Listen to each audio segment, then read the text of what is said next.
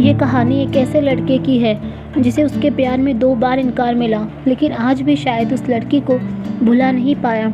तो आइए इसे मैं और आप साथ पढ़ते हैं और जानते हैं कि क्या है आदित्य और खुशी की सैड लव स्टोरी।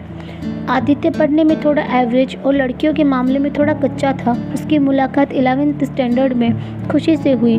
खुशी पढ़ने में अच्छी और अपने फ्यूचर के बारे में बहुत सोचने वाली लड़की थी। धीरे धीरे 11th ख़त्म होते होते वो अच्छे दोस्त बन गए थे और 12th में आदित्य ने खुशी से अपने प्यार का इजहार कर दिया, लेकिन खुशी ने इनकार करते हुए बड़े प्यार से उसे समझाया कि इससे हम दोनों की ज़िंदगी ख़राब हो जाएगी, क्योंकि हम ना ही क्लास में पढ़ाई कर पाएंगे और ना ही घर पर। आदित्य को खुशी की बात थोड़ी बुरी लगी, लेकिन फिर उसे समझ में आ गया कि खुशी सही कह रही है और उससे अपने फ्यूचर और पढ़ाई पर फोकस करना शुरू कर दिया। और अब आदित्य किसी भी लड़की से बात नहीं करता था, यहाँ तक कि खुशी से भी नहीं, क्योंकि उसे लगता था कि वो जब भी खुशी से बात करता है तब उसे अच्छा नहीं लगता था, क्योंकि कुछ दिन पहले तक खुशी उसकी क्रश थी, पर आज वो उसे रिजेक्ट कर चुकी थी। और अब आदित्य इन सब बातों को नज़रअंदाज करते हुए अपने इंटरमीडिएट की परीक्षा में मेहनत करके पूरे स्कूल में फर्स्ट आ गया।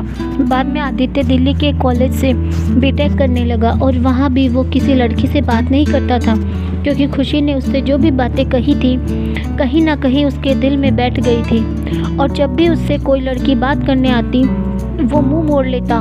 वो धीरे धीरे अपनी पढ़ाई में और भी अच्छा होता गया और आखिर में आते आते वो अपने कॉलेज में भी टॉप 10 की लिस्ट में आ गया और उसे कॉलेज से प्लेसमेंट भी मिल गई और वो जॉब करने फिर से मुंबई चला गया। मुंबई एक बहुत ही बड़ा शहर है जहाँ एक मोहल्ले के लोग दूसरे मोहल्ले वाले को नहीं जानते हैं। वहीं जब आदित्य ऑफिस गया तो उसे वहाँ खुशी दिखी, लेकिन अब खुशी के लिए उसके दिल में कोई जगह नहीं थी और इसलिए वो हर बात खुशी से छिपता रहता। इसीलिए नहीं क्योंकि वो उससे नाराज़ था, बल्कि इसलिए क्योंकि वो फिर से खुशी ज़िंदगी में नहीं आना चाहता था।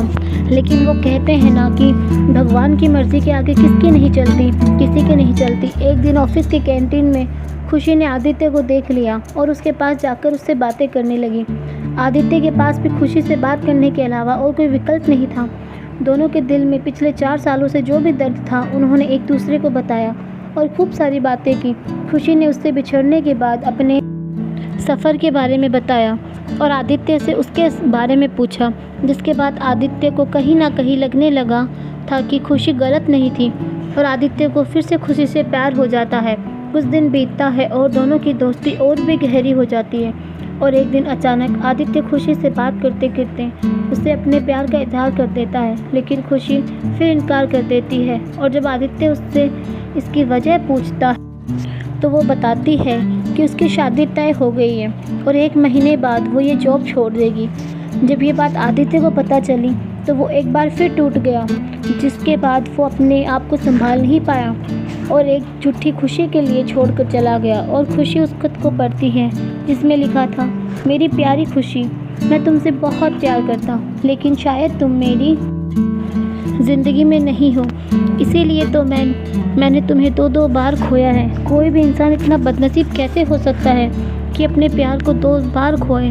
मैं नहीं जानता कि मैं तुमसे दूर रह के जी पाऊँगा कि नहीं, लेकिन अगर तुम्हें किसी और से शादी करते देख लूँगा तो पक्का जी नहीं पाऊँगा। इसलिए मैं तुम्हें और इस शहर दोनों को छोड़ के जा रहा हूँ। शायद तुम मुझे भूल जाओ, लेकिन दूसरी बार मिलने के बाद मैं तुम्हें कभी नहीं भूल पाऊँगा। मैं भगवान से प्रार्थना करूँगा कि वो तुम्हें और तुम्हारे होने वाले पति को हमेशा खुश रखे। तुम्हारा प्यार, आदित्य। खत पढ़ने के बाद खुशी रोने लगी और आदित्य को बहुत ढूंढा, पर वो कहीं भी नहीं मिला। और बाद में खुशी ने अपने परिवार की खुशी के लिए अभिषेक से शादी कर ली, लेकिन खुशी को आज भी ये बात हमेशा सताती रहती है कि आदित्य कहाँ होगा, किस हाल में होगा। यहाँ तक तो उसे ये भी नहीं पता कि आदित्य जिंदा भी है या नहीं। एक तरफ खुशी अंदर ही अंदर घुटती रहती है, लेकिन दूसरी तरफ वो एक परफेक्ट बहू, परफेक्ट पत्नी और परफेक्ट माँ भी है, जिसे उसके परिवार वाले हमेशा प्यार करते हैं और हमेशा प्यार करते रहेंगे। हमें ये तो नहीं पता कि खुशी ने 12th स्टैंडर्ड में या जॉब टाइम पर आदित्य को ठुकरा के गलत किया था या सही, लेकिन आदित्य ने ये साबित कर दिया कि वो खुशी से सच्चा प्यार करता था और इस बात का एहसास शायद अब खुशी को भी हो चुका था और इसीलिए शायद आज तक खुशी अपने आप को माफ़ नहीं कर पाई है।